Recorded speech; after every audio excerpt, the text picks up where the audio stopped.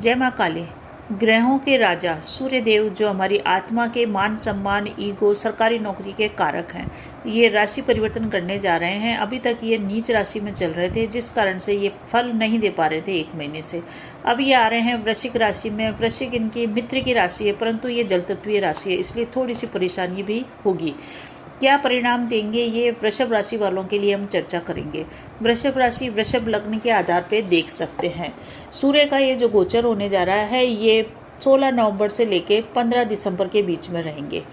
एक ही राशि में चलेंगे वृश्चिक में, परंतु नक्षत्र लेंगे ये तीन नक्षत्रों के हिसाब से वृषभ राशि वालों को क्या मिलेगा, संपूर्ण विस्तृत चर्चा करते हैं। तो शुरू करते हैं राशिफल। स्वागत है आपका ज्योतिष वास्तु और उपाय के चैनल पे।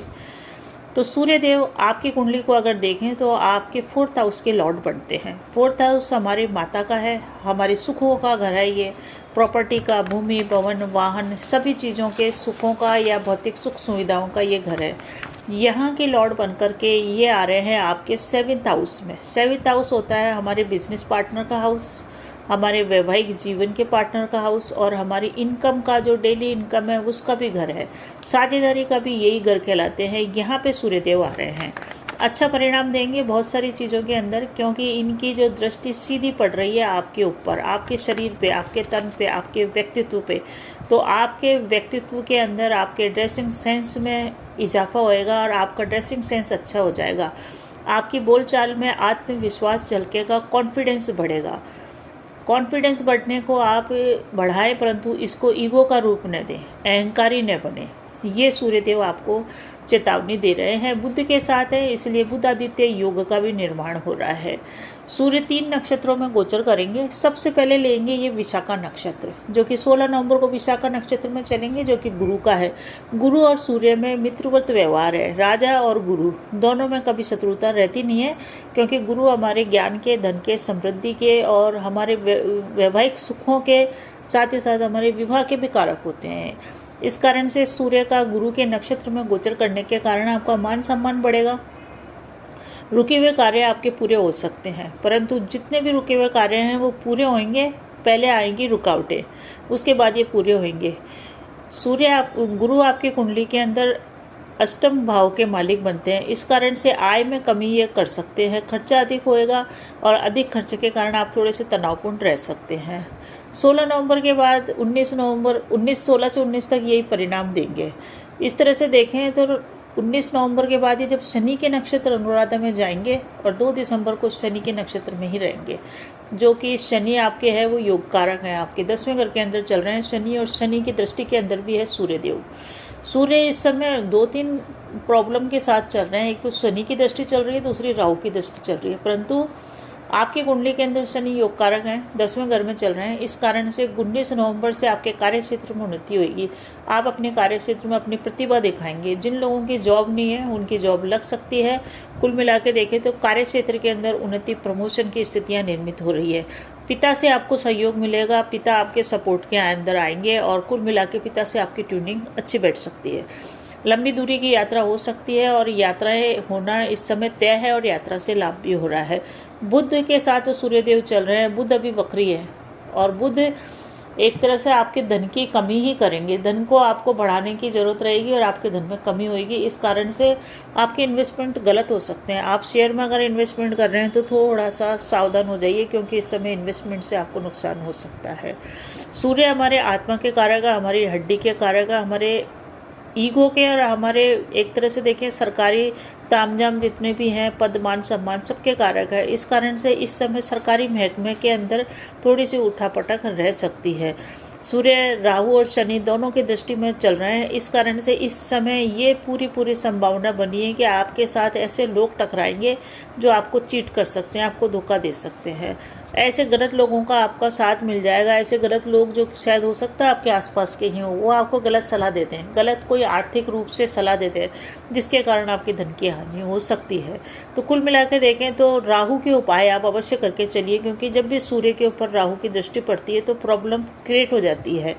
इसी कारण से ये जो सूर्य है आपके वैवाहिक जीवन के घर के अंदर बैठा हुआ है। तो वैवाहिक जीवन यानी कि आपका दाम्पत्य जीवन, उसमें थोड़ी सी प्रॉब्लम आ जाएगी। जीवन साथी के साथ तेज विवाद हो सकता है।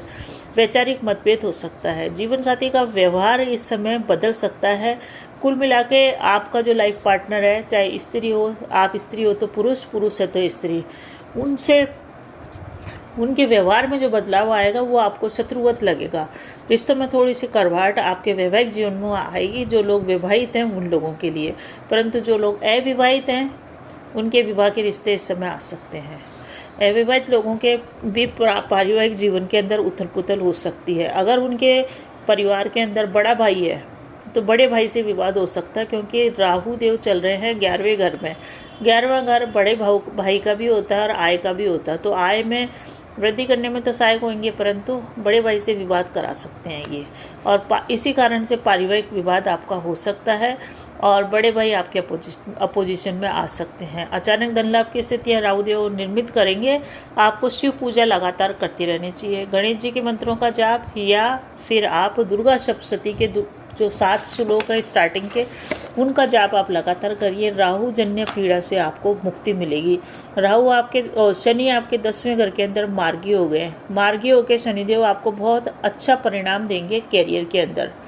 कैरियर के अंदर चेंज भी हो सकता है, कैरियर के अंदर ग्रोथ भी होगी। यानी कि देखे जाए तो शनि आपको विजयी बनाने के लिए स्टार्ट हो चुका है 16 नवंबर से, और ये आपको विजयी बनाता रहेगा कब तक?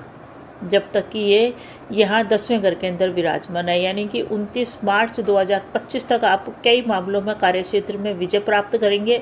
वाद विवाद हो चाहे कोर्ट कचहरी हो, उसमें अल्टीमेट विजय आपकी होगी। तो शनिदेव मार्गी होकर श्रेष्ठ परिणाम देंगे, परंतु शनि की जो दृष्टि 10वीं पड़ रही है सूर्य के ऊपर, वो आपके रिश्तों में बिजनेस पार्टनर के साथ मतभेद करा सकती है। बिजनेस पार्टनर के साथ आपका कारोबार तो बढ़िया चलेगा, कारोबार में तो बढ़िया रहेगी, परंतु थोड़ी सी वैचारिक दूरियां आपके आ सकती है। अगर आपका प्रॉपर्टी से रिलेटेड कोई काम अटका पड़ा है तो वो काम हो सकता है। संपत्ति विवाद हल हो सकता है। जो लोग प्रॉपर्टी के या जमीन जायदाद के कार्यों में लगे हुए हैं उनके लिए भी फायदा होएगा। सूर्य देव आपकी कुंडली में 4th हाउस के लॉर्ड बनते हैं। 4th हाउस माता का है, इस कारण से प्रॉपर्टी का तो लाभ हो जाएगा, परंतु आपको अपने माता के सेहत का ध्यान रखना पड़ेगा। माता का स्वास्थ्य नरम हो सकता है, या फिर हो सकता है कि माता स्वस्थ हो परंतु माता के साथ वैचारिक दूरी हो जाए। तो कुल मिला के आपको इस क्षेत्र में भी ध्यान रखना है। कार्य क्षेत्र में सफलता मिलेगी, जॉब भी आपको मिल जाएगी, जॉब में कोई दिक्कत नहीं है, आपको आराम से जॉब मिलेगी, क्योंकि शनि भी बढ़िया है, सूर्य भी बढ़िया है।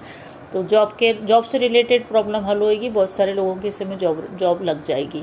2 दिसंबर से लेके 15 दिसंबर तक की बात करें, जब सूर्य चलेंगे मूल नक्षत्र में, जो कि केतु का है।